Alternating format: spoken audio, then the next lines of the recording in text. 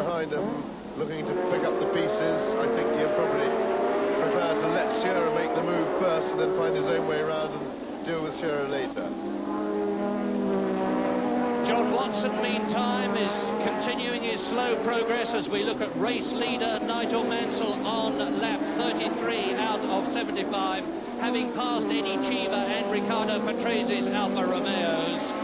And Watson is now in 14th position with more than half the race still to go. He's got plenty of time to play himself in. And if this isn't keeping you on the edge of your seats, and you're wondering what about the pictures from Patrick Tambay's Renault in the race, I'm afraid we've got bad news for you there. I can tell you that there's flies on the lens. Well, there it is. That is Patrick Tambay's car, and you can see that we've got a rather muddy picture, although I think it's still highly dramatic. And believe it or not, there is actually a lens cleaning fluid which can be squirted onto the lens under the control of a man in the helicopter who's flying over the circuit. Such is modern technology. There's Mansell, race leader, another lap being completed. Man in the helicopter doesn't seem to be doing a very good job. But it is very difficult, of course, being in the middle of the field. You get a lot of oil thrown out by the cars in front and that sort of thing, and dust and mess, and the oil makes it all stick. And of course this happens to a driver's visor during the race. Now, and Prost still chasing Johansson, hounding him, waiting for a mistake, but Johansson is not giving him that opportunity, and of course he is now carrying the honour of Ferrari, as it were, squarely on his own shoulders. It's up to him, I'm sure, and he realises it, to keep Prost at bay, and in fact he's doing a tremendous job. Stefan Johansson has really surprised a lot of people by his good performances since he's joined Ferrari. He's proved that he is the driver we all hoped he was. He's a charming man, and he is doing a very excellent job. Going back to the problem that drivers have with their visors, we saw what it was like looking through that camera lens, and some drivers carry tear-offs. They have little thin celluloid strips that fit over the main visor, and they can just pull them off when they get dirty. When I used to drive, did a different system. I just used to carry a dry cloth stuck down between my legs and my crutch, which can't go anywhere. Just put a hand down, take it out, and I would just polish my visor as I went along. Senna gets past Berger. Senna's second. There's Asura in third position ahead of Jacques Lafitte fourth. And we've got just as good a scrap for fifth position, because Elio De Angelis in fifth place is being caught by Stefan Johansson and Prost. And we're expecting Nigel Mansell to come in and make a tyre change very shortly. I've been looking down at the pits, the Williams pit, and I can see the mechanics standing there. Where they are, with the tyres all ready, with the jacks all ready. Those booms sticking out carry the pneumatic hammer airlines, and it's going to be all action for that man, Nigel Mansell. 12, nearly 13 seconds, and Sura is second. Mark Sura in the Prova BMW has taken Ayrton Senna and second position, and Jacques Lafitte looks as though he's going to go for third place. Well, this could definitely take away the comfortable afternoon that Nigel Mansell's been having so far, because I anticipate that Sura is going to up the pace a bit. And also, here we see the manoeuvre again, just where he's been trying all along. He got alongside him, and this time big sparks from bottoming on the bump there, and Sura goes through, and Lafitte will now be desperately trying to follow him, because he won't want Sura to get away too far, as Senna is the slow one of the three. And we're very nearly on the half-distance lap. By the way, Teo Fabi and Philippe Alliot seem to be out of the race, and on lap 36 out of 75, as you look at the new second-place man, Mark Sura in the Prava BMW. Nigel Mansell is over 13.5 seconds ahead of him. That means to say, as Lafitte goes through into third position, Jacques Lafitte is third. Down to fourth goes Ayrton Senna. Now, can the Frenchman in the blue Ligier, Jacques Lafitte, get to grips with Mark Sura?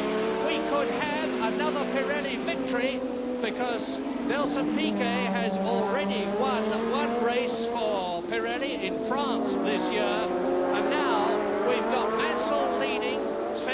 second, Sura second, Senna in third position, Jacques Lafitte is ahead now and in third place, my apologies. And there is the third and fourth scene with Jacques Lafitte.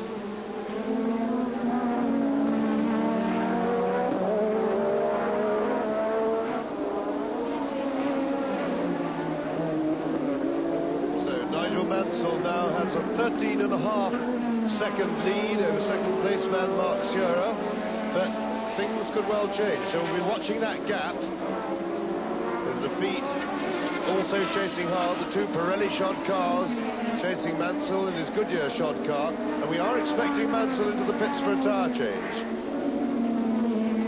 which is interesting because Williams felt that they would need to make a tyre change, whereas most of the teams were hoping not to.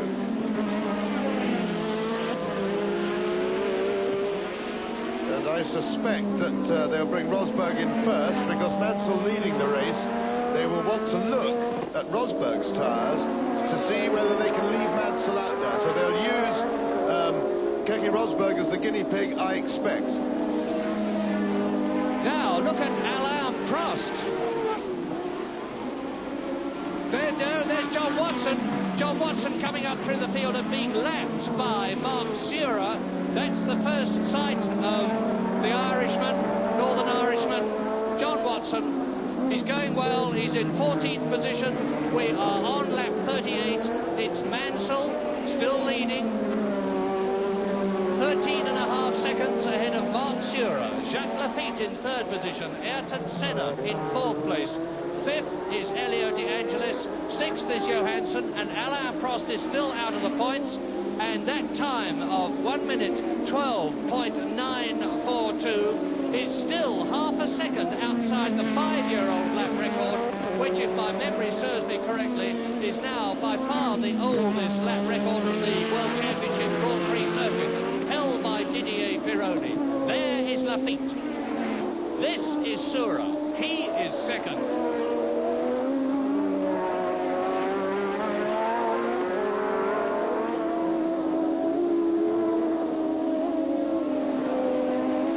Of excellent reliability. We are now at half distance. The Shell Oil's Grand Prix of Europe has run half its distance in a race which has not for one split second lacked dramatic interest. And there's one of the men of the race, Mark Sura. The highest that Sura has ever finished is in fourth position. He's much better than that now. He's had 2 fourth places in his life, and Prost in the pits. Absolutely critical that they give him a fast pit stop, but it's not a quick one. That's a very slow pit stop. Nearly 17 seconds, and he's lost a lot of places. He's got a lot to do now.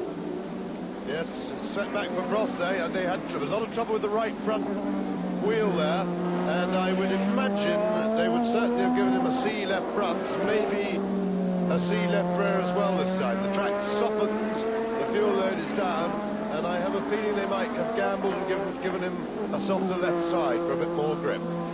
So we'll have a look when he comes round to complete his lap as to how many places he's lost and where he is on the track, and let you know.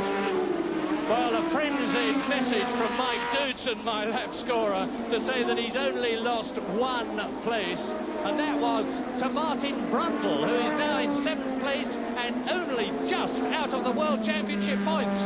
So it's a British driver leading, Nigel Mansell.